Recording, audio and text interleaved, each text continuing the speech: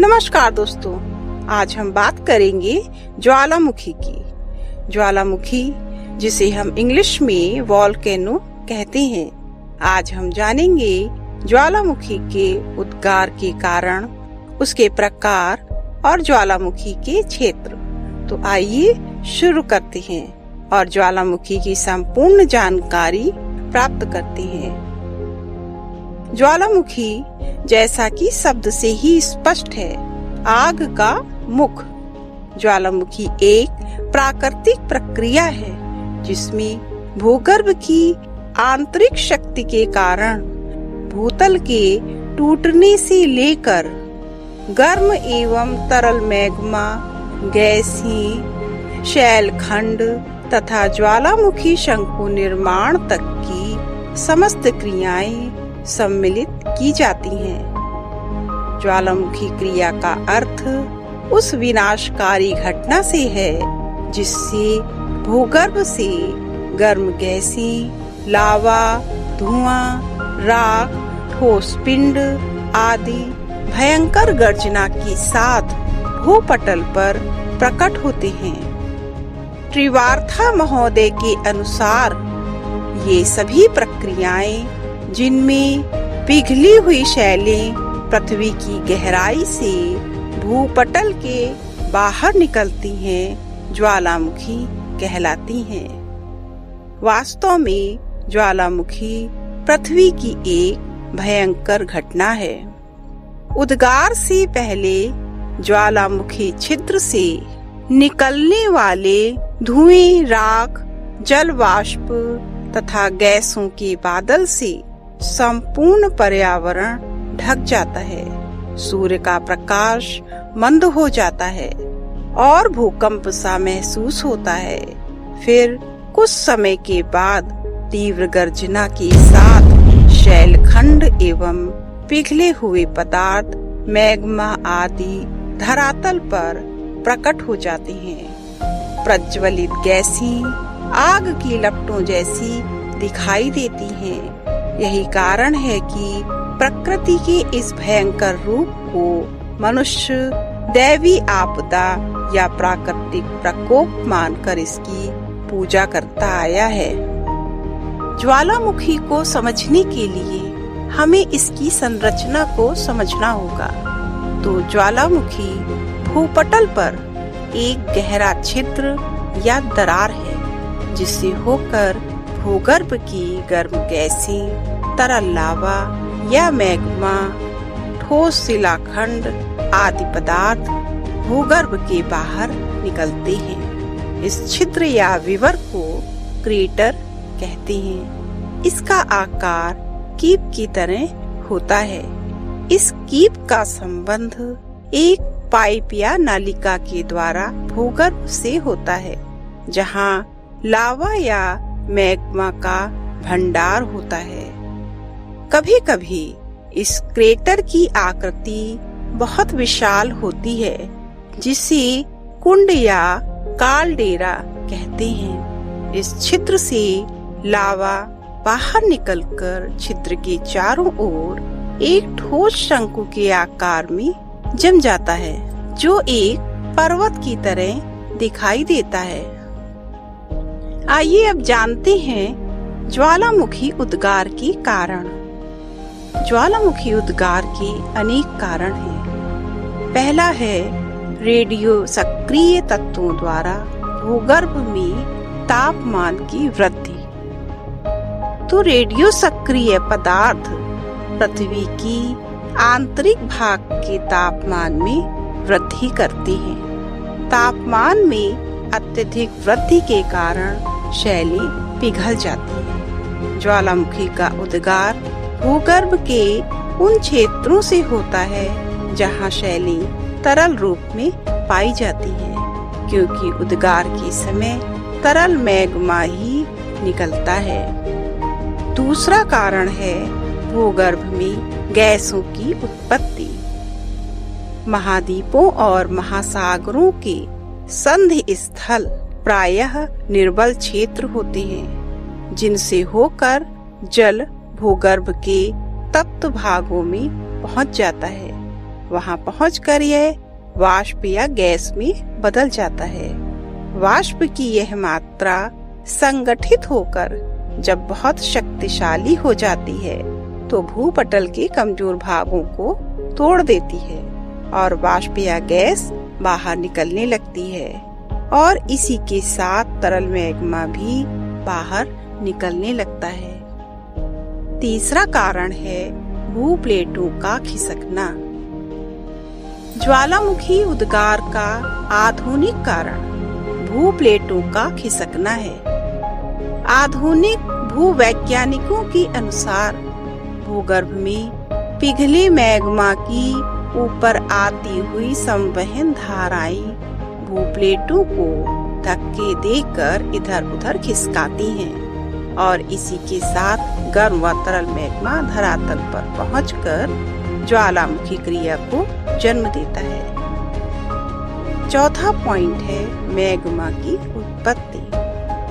Magma की उत्पत्ति शैलों के पिघलने से होती है। इसके लिए उच्च तापमान की आवश्यकता होती है। यह तापमान विभिन्न स्रोतों से प्राप्त होता है, जैसे भूगर्भ में ऊष्मा की उपस्थिति, रेडियो सक्रिय पदार्थों की उपस्थिति, संकुचित ऊष्मा, भूप्लेट विवर्तनिकी आदि कारण है। पांचवा कारण है मैग्मा और गैसों का ऊपर की ओर प्रवाहित होना। वलन एवं भ्रंशन के कारण तथा भूकंप के कारण जहाँ कहीं भूपटल कमजोर हो जाता है या दरारें पड़ जाती हैं, तो निचली परतों पर ऊपरी परतों का दबाव कम हो जाता है और भूगर्भिक शैलों का द्रवणांक भी कम हो जाता है। इस प्रकार ये उच्च तापमान पर पिघलकर उष्ण मैग्मा में बदल जाती है। इन गर्म शैलों के संपर्क से उपस्थित जल गैस एवं वाष्प में बदल जाता है और ये सभी पदार्थ निर्बल क्षेत्रों को तोड़कर बाहर निकलने का प्रयास करने लगते हैं। तो उद्गार की अवधि के आधार पर ज्वालामुखी को हम 3 भागों में बांट सकते हैं और ज्वालामुखी के प्रकार को भी समझ लेते हैं।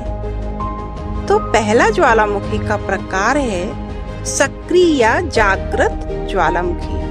जिन ज्वालामुखियों में सदैव उद्गार होता रहता है उन्हें सक्रिय या जागृत ज्वालामुखी कहते हैं। विश्व में ऐसे 500 ज्वालामुखी हैं। सिसिली का एटना तथा भूमध्य सागर का स्ट्राम्बोली सक्रिय ज्वालामुखी का प्रमुख उदाहरण है। ये ज्वालामुखी सदैव प्रज्वलित तथा प्रकाशमान रहते हैं। दूसरा है प्रसुप्त ज्वालामुखी। ऐसे ज्वालामुखी जिनमें एक बार उद्गार के बाद लंबे समय तक उद्गार की कोई क्रिया नहीं होती, परंतु विस्फोट की संभावना सदैव बनी रहती है और थोड़े थोड़े अंतराल पर विस्फोट होता रहता है। ऐसे ज्वालामुखी प्रसुप्त ज्वालामुखी कहलाते हैं। ये बहुत ही विनाशकारी होते हैं क्योंकि लंबे समय तक शांत रहने के बाद अचानक ही विस्फोट होने पर आसपास की विकसित बस्तियां नष्ट हो जाती हैं। जैसे इटली का विसुवियस ज्वालामुखी 700 वर्षों तक शांत रहने के बाद सन 1979 में अचानक विस्फोट होने के कारण पोम्पियाई और हरक्यूलेनियन नगरों का विनाश हो गया था। इसी प्रकार दक्षिणी अमेरिका के कोलंबिया देश में नेवादो डेल रुइस की 390 वर्षों तक शांत रहने के पश्चात नवंबर 1985 में पुनः सक्रिय होने पर आर्मेरो नगर पूरी तरह से नष्ट हो गया था। ज्वालामुखी का तीसरा प्रकार है शांत निष्क्रिय या निर्वापित ज्वालामुखी। इस प्रकार की ज्वालामुखी में उद्गार होने की कोई संभावना नहीं होती क्योंकि इनके क्रेटर में जल भर जाने के कारण झीलें बन जाती हैं। ईरान का कोहे सुल्तान तथा देवबंद और म्यांमार का पोपा निष्क्रिय ज्वालामुखी है। ऐसे ज्वालामुखियों पर बस्तियां भी बस जाती हैं। तो अब हम जानते हैं कि ज्वालामुखी विश्व में कहां-कहां पाए जाते हैं।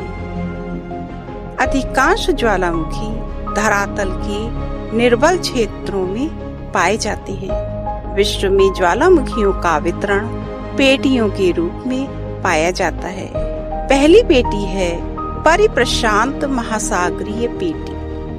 इस पेटी में विश्व के सर्वाधिक क्रियाशील ज्वालामुखी पाए जाते हैं। यह पेटी प्रशांत महासागर के चारों ओर फैली हुई है। इस पेटी में सदैव कहीं न कहीं विस्फोट होता रहता है। अतः इस पेटी को प्रशांत महासागर का अग्निवृत्त या पैसिफिक रिंग ऑफ फायर कहते हैं। इस पेटी में सभी प्रकार की ज्वालामुखी पाए जाते हैं।